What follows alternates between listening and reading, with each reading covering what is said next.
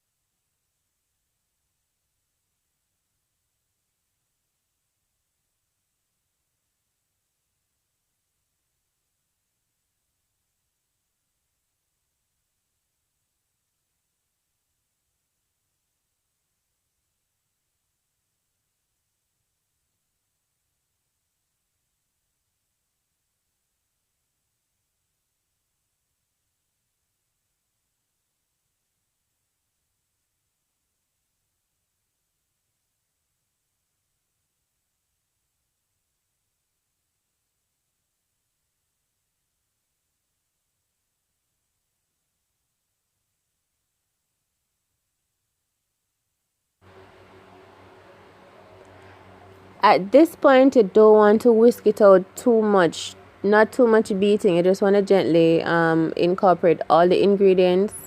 At this point, I like to normally switch to a spoon and just gently like fold the mixture together.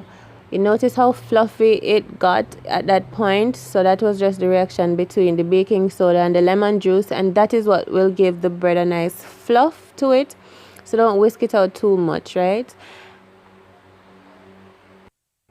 Right here, so now before you start putting in the dry ingredients, you want to preheat your oven.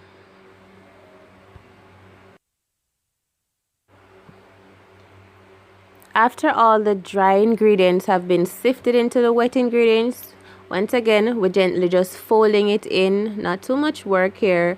Want to make sure that we scrape the sides of the bowl and the bottom to just make sure that all the dried mixture, all the dried flour is well combined into the wet mixture evenly.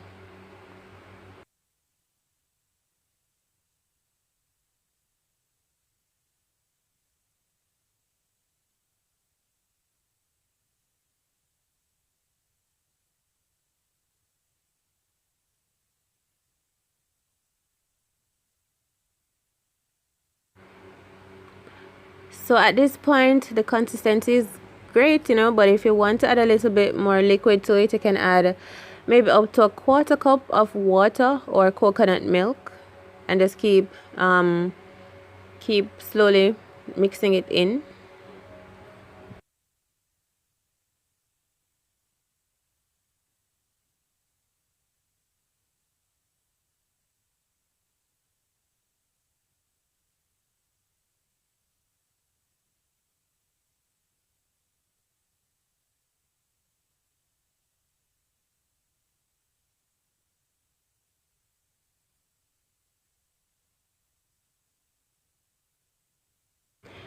So now we just scrape this batter right into the center of our baking pan and put it right in our preheated oven for around 30 minutes and at that point it's supposed to be turning golden brown, right?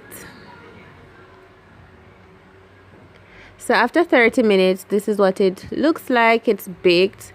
So now I'm just going over it with a simple glaze to give it some additional flavoring and coloring and texture and sheen. And then I put it back in the oven for like 5 minutes. And here it is done. To remove this, I just use my knife to go around the edges of the pan. You can also know when the bread is done because it begins to come away from the sides of the pan. So it's easy to just put a knife between there, gently glide it around and lift it out, and it's done. Before you remove it, you want to wait, give it a little bit of time to cool off, just a little bit before you remove it from the pan.